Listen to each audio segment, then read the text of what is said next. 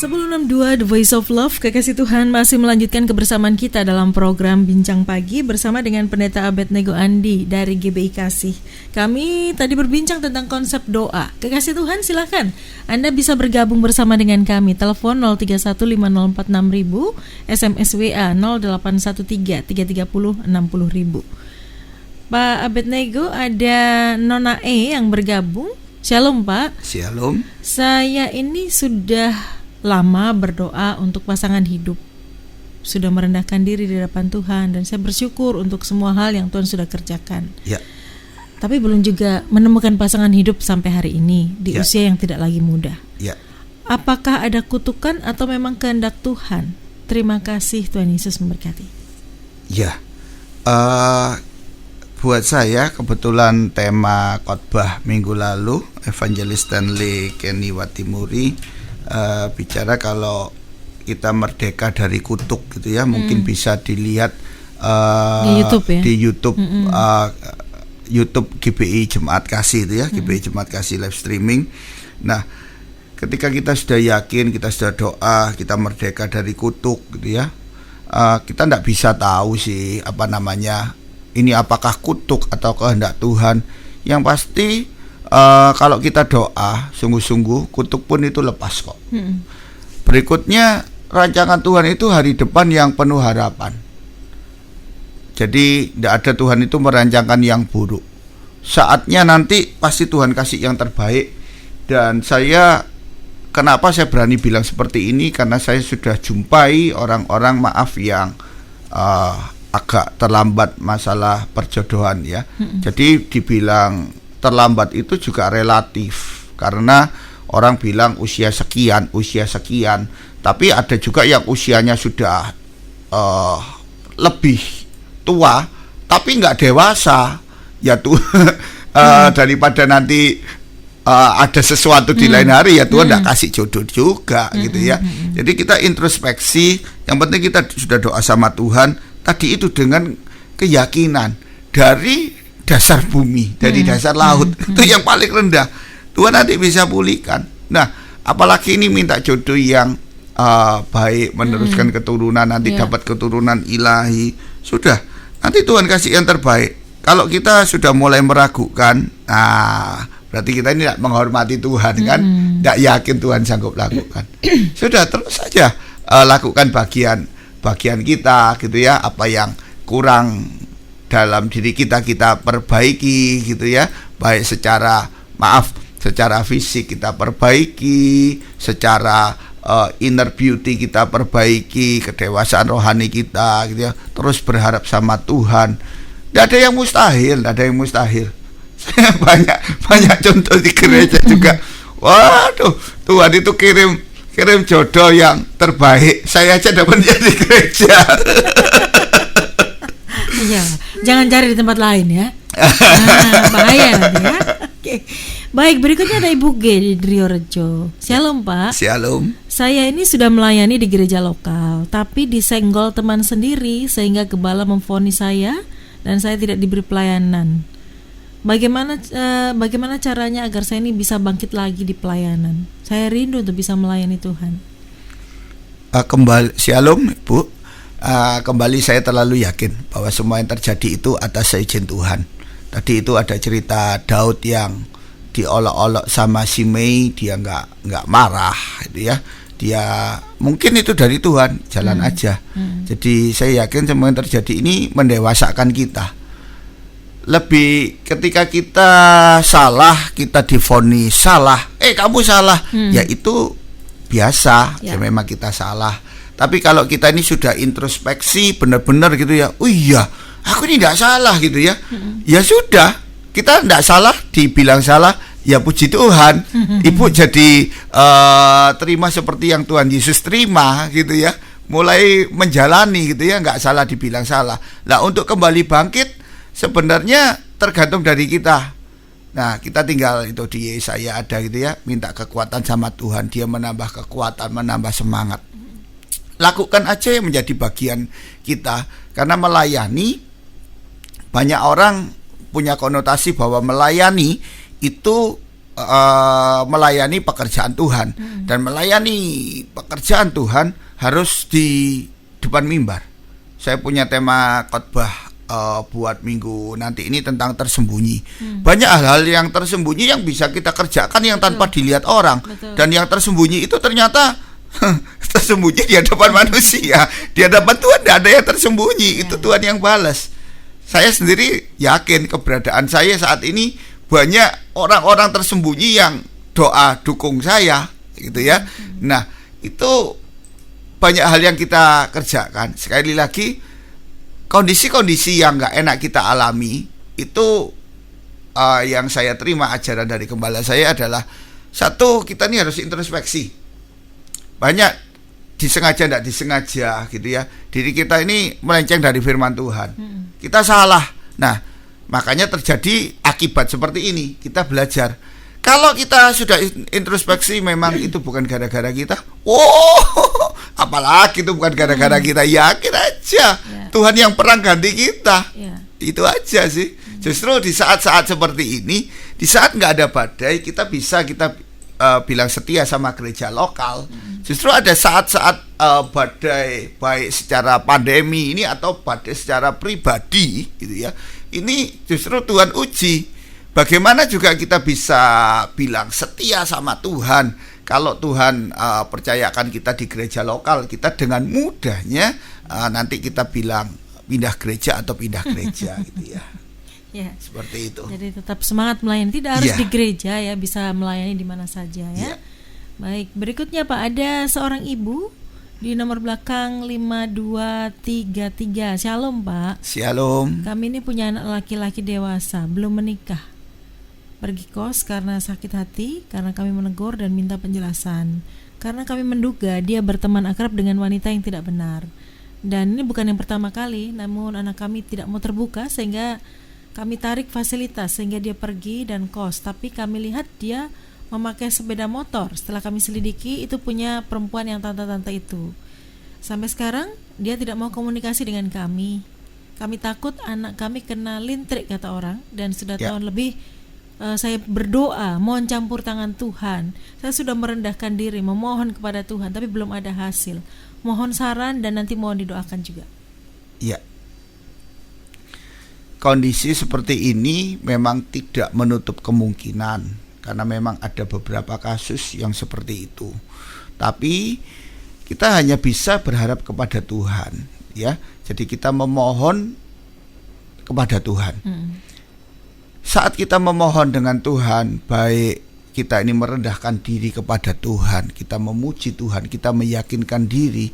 Sebenarnya dalam cerita Daud ini ada satu lagi, bahwa tadi sudah saya singgung bahwa ketika kita doa ini bukan menonjolkan diri, tapi kita ini memohon dan tidak menonjolkan diri. Berarti sebenarnya ada poin di mana Daud ini bisa menonjolkan diri, karena memang banyak yang dia perbuat untuk Tuhan.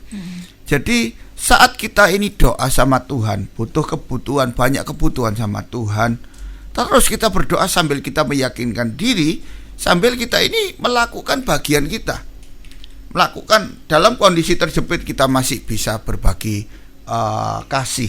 Dalam kondisi tertekan, kita masih bisa doa buat kepentingan orang lain, doa buat bangsa dan negara kita. Nah, ini Tuhan itu akan lihat bahwa kita ini tidak egois, ya. Jadi kita tetap doa, mendoakan ibu, terus doakan anak ibu. Sekali lagi, tidak ada yang mustahil bagi Tuhan, tidak ada yang mustahil bagi orang yang percaya kepada Tuhan. Ya, jadi harus menaruh keyakinan yang kuat.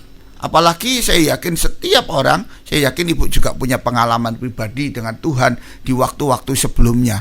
Kalau dulu Tuhan tolong, gitu ya, saat ini Tuhan tolong, ya.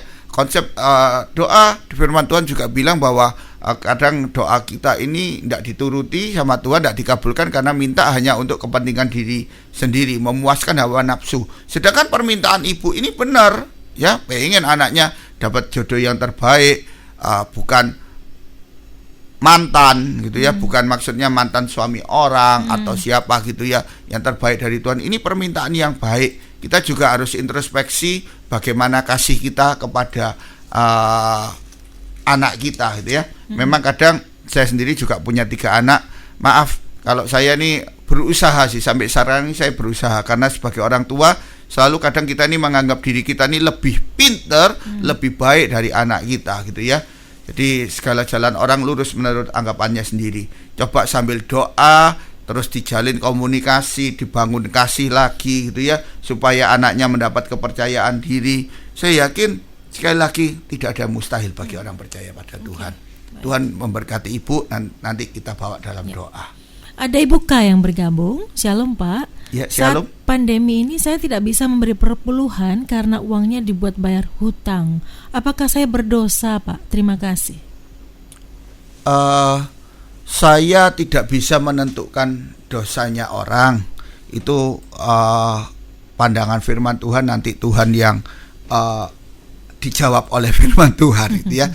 Tapi saya sendiri yang saya alami dalam kondisi saya kekurangan ya, dahulu jatuh bangun, yang saya terima pelajaran adalah apa yang kita terima itu harus, apa yang menjadi bagian Tuhan harus dikembalikan.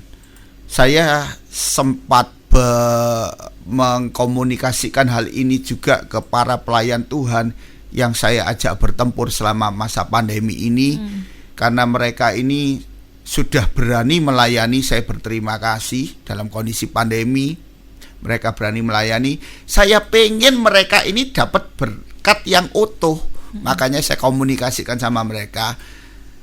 Kondisi pandemi ini baik yang terdampak apalagi tidak terdampak, Anda kalau masih berpenghasilan, apa yang menjadi milik Tuhan harus dikembalikan ya. Karena ketika kita tidak mengembalikan apa yang menjadi milik Tuhan gitu ya, ada konsekuensi. Tuhan memang kasih, Tuhan memang panjang sabar. Tuhan ngelihat kondisi pandemi ini. Sekali lagi, kondisi pandemi ini Tuhan itu akan lihat, kondisi seperti ini siapa yang kamu dahulukan ya. Firman Tuhan juga ajarkan, carilah dahulu kerajaan Allah serta kebenarannya gitu ya.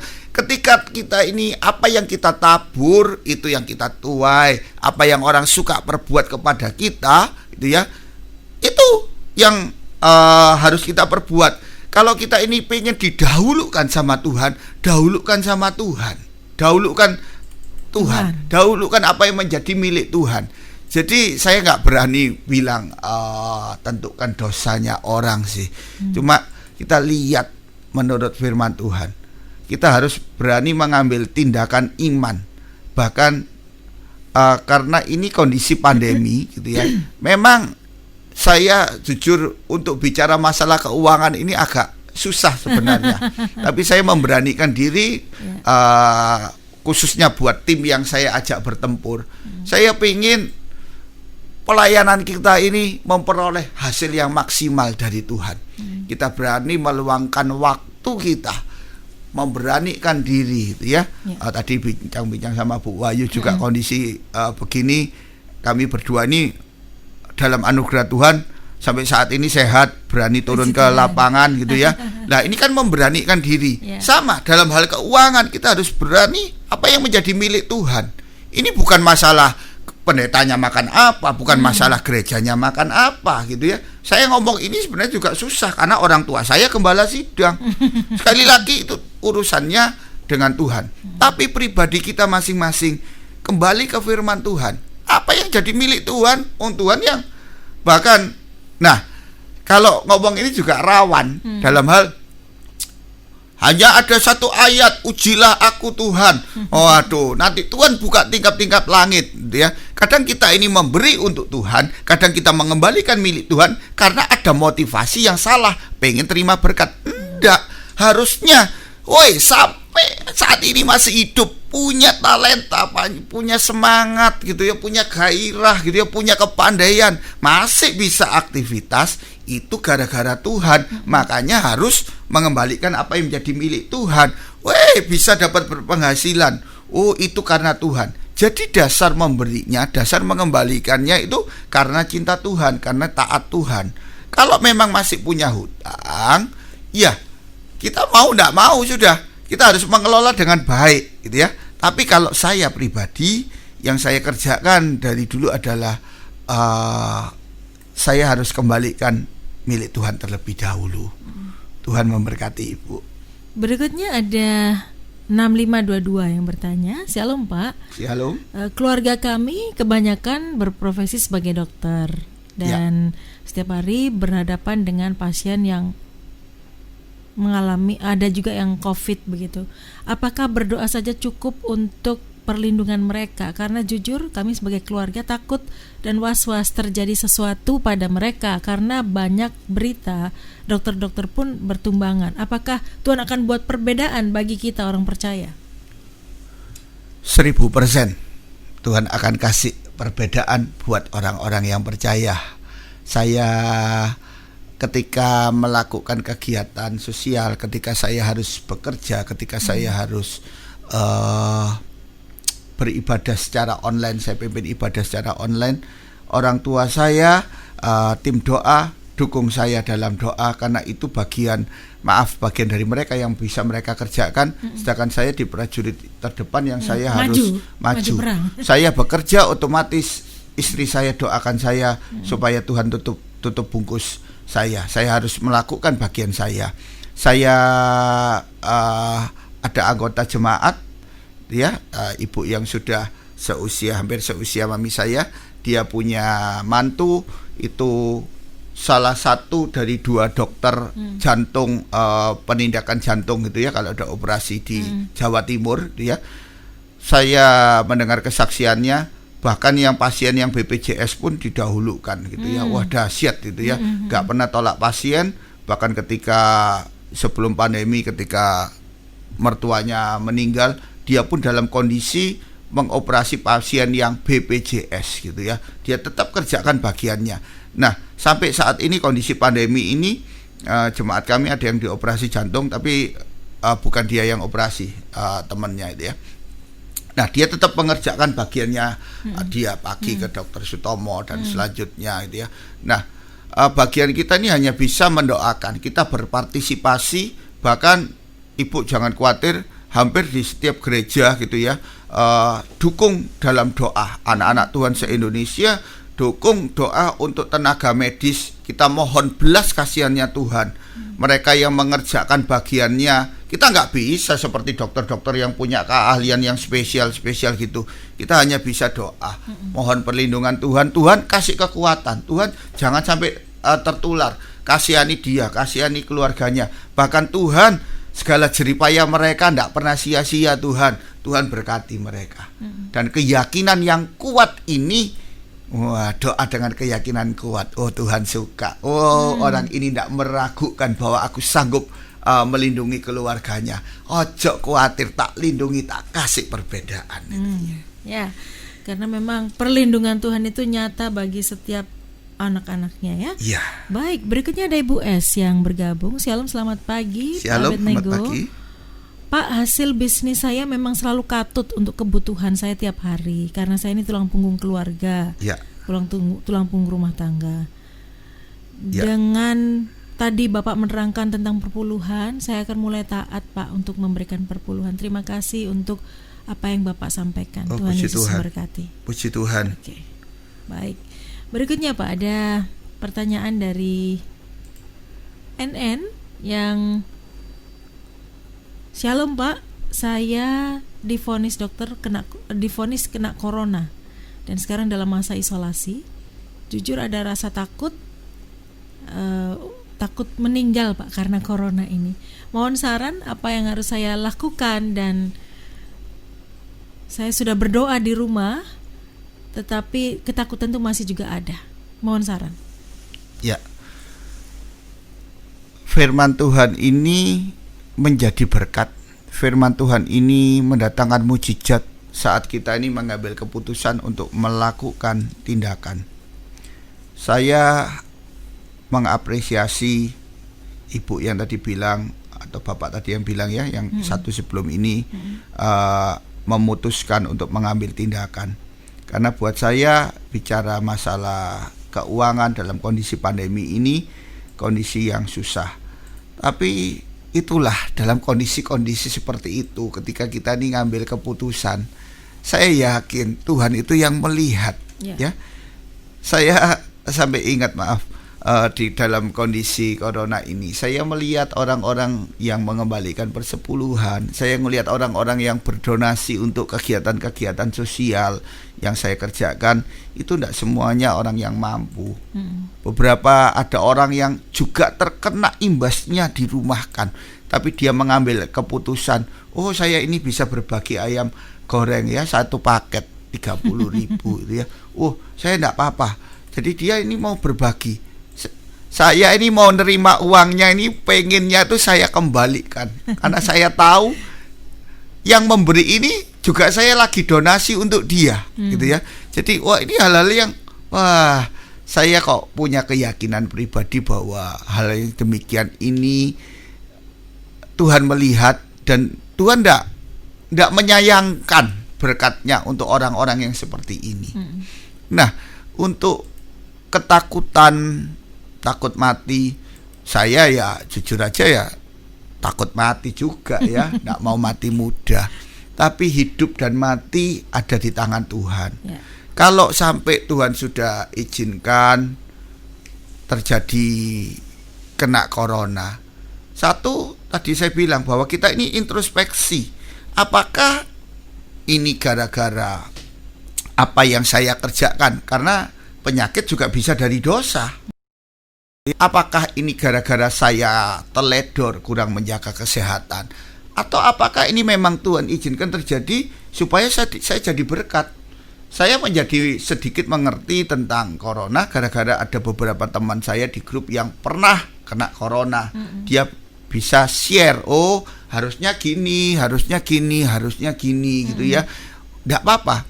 Justru bagaimana orang itu bisa, bagaimana Daud itu bisa timbul menguatkan kepercayaannya, itu kalau tidak salah di 1 Samuel 30 ayat 6. Karena ada kondisi terjepit, dia menguatkan kepercayaannya. Dan di 1 Samuel 30 ayat yang terakhir itu saatnya Daud bagi jarahan. Ternyata Tuhan itu pengennya ternyata nih ending-endingnya jadi berkat, gitu ya. Nah, ending-endingnya hidup kita ini kan jadi berkat. Ya sudah, kalau sudah tahu dalam kondisi apapun Tuhan ciptakan kita ini jadi berkat, sudah yakin Tuhan tolong, Tuhan sertai.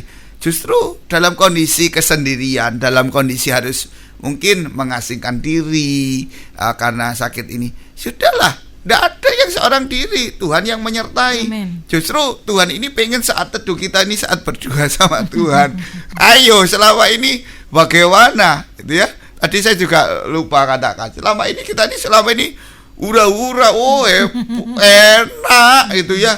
Oh, banyak orang yang bilang, ini zaman apa ini? Zamannya edan. Saya bilang enggak.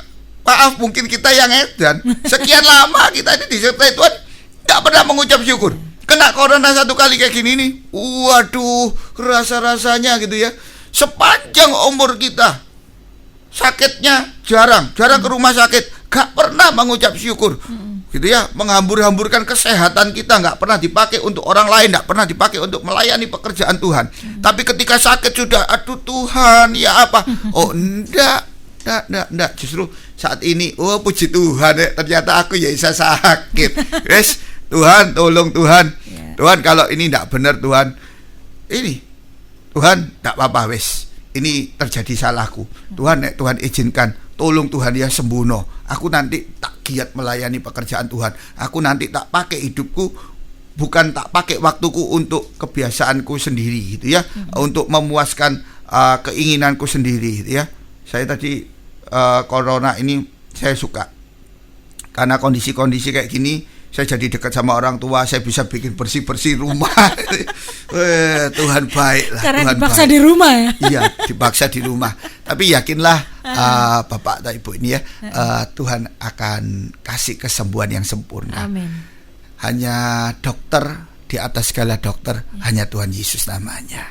Tuhan memberkati. 4569 mengucapkan terima kasih Pak Abednego dan Wahyu sudah memberkati. Tuhan Yesus Amin. memberkati keluarga dan pelayanan Bapak. Amin, terima kasih.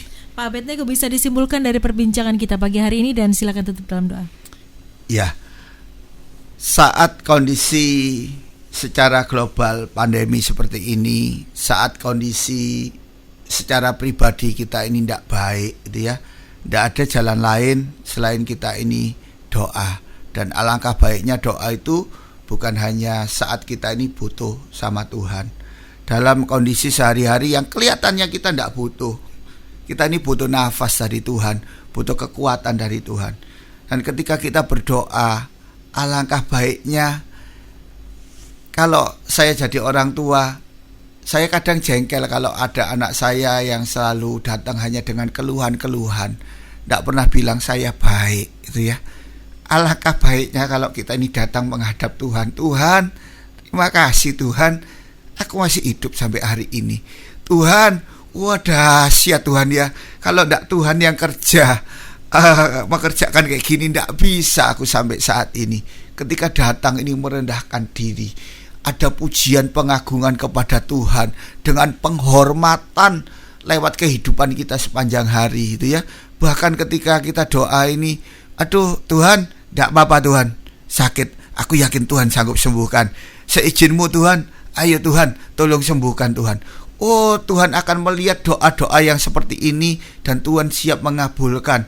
Mungkin Tuhan akan ngomong sama malaikat-malaikatnya, tipe manusia kayak gini sayang ya, kok langka ya kayak gini ya. Wah, Tuhan akan cari orang-orang yang seperti ini gitu ya. Bahkan Tuhan bilang, kesudahan zaman Tuhan akan lihat adakah iman di bumi ini.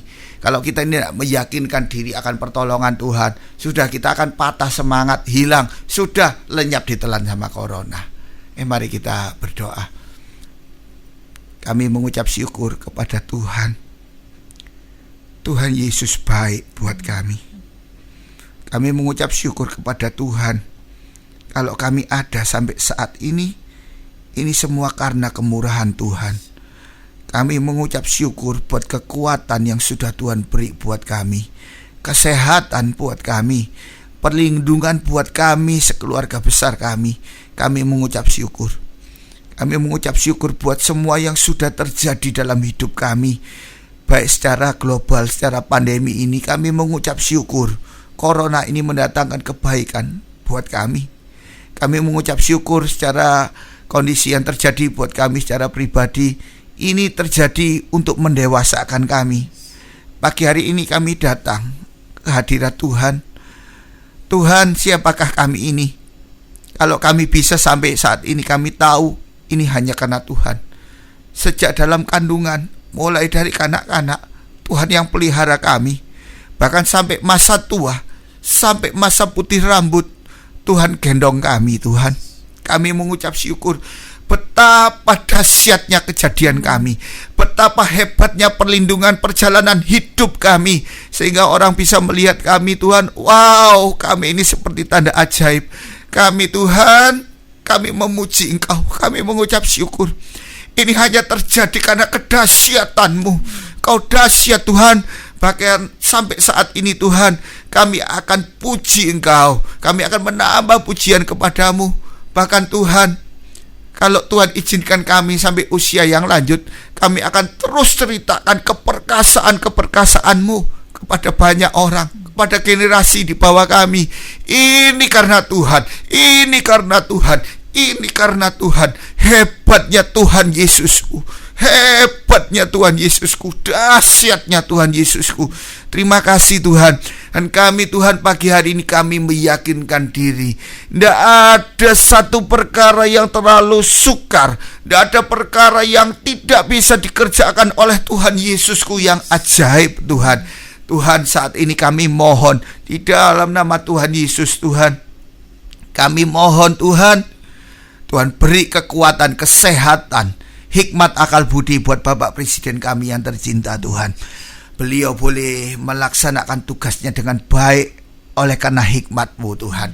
Mengambil keputusan yang terbaik, khususnya kota sampai ke pemerintahan yang terendah, boleh melaksanakan keputusan yang sudah diambil dengan baik dan benar Tuhan. Khususnya kota kami Surabaya Tuhan, Tuhan jagai Tuhan.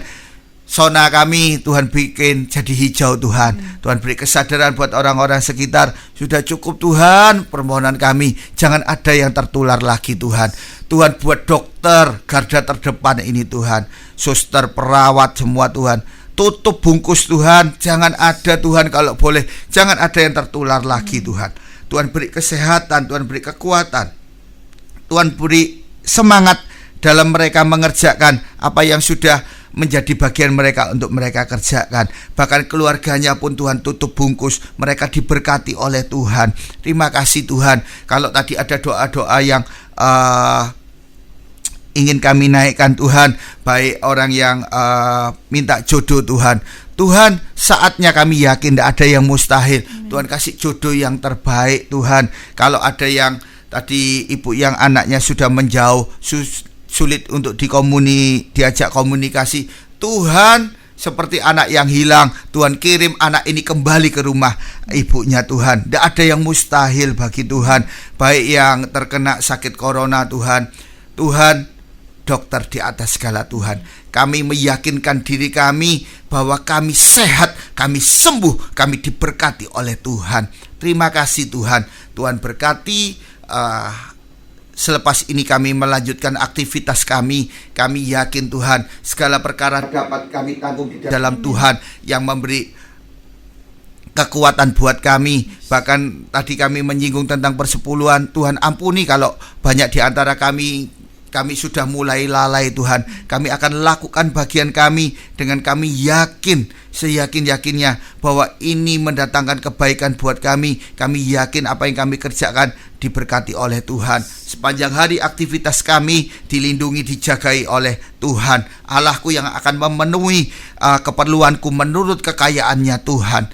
Terima kasih Tuhan. Tuhan memberkati Radio Sangkakala ini terus boleh mewartakan kebenaran firman Tuhan. Lewat radio ini banyak jiwa dimenangkan untuk kemuliaan nama Tuhan. Memberkati pemilik yayasan dan semua yang terlibat dalam Radio Sangkakala ini. Memberkati setiap kami, para pendengar kekasih Tuhan yang dengan setia boleh bukan hanya mendengar tapi melakukan kebenaran firman Tuhan. Terima kasih Tuhan Yesus, penyertaan-Mu sempurna. Kau dahsyat buat kami. Kami tutup doa ini hanya di dalam nama Tuhan Yesus Kristus, satu-satunya penebus kami yang hidup. Haleluya. Amin. Amin. Pak Abednego, terima kasih sudah menjadi berkat pagi hari ini. Tuhan memberkati Pak. Amin. Dan kekasih Tuhan, tetap sudah kebersamaan kita dalam program Bincang Pagi. Kekasih Tuhan dimanapun Anda berada, saatnya kita berdoa, merendahkan diri kita di hadapan Tuhan, memuji Tuhan apapun yang terjadi dalam kehidupan kita. Dan yakinkan diri bahwa Tuhan kita itu Tuhan yang hidup, Tuhan yang sudah menolong kita di masa lalu, Tuhan pun yang akan menolong kita di masa sekarang dan di masa mendatang. Saya Wahyu Widiawati pamit undur. Selamat pagi, selamat beraktivitas. Tuhan Yesus memberkati.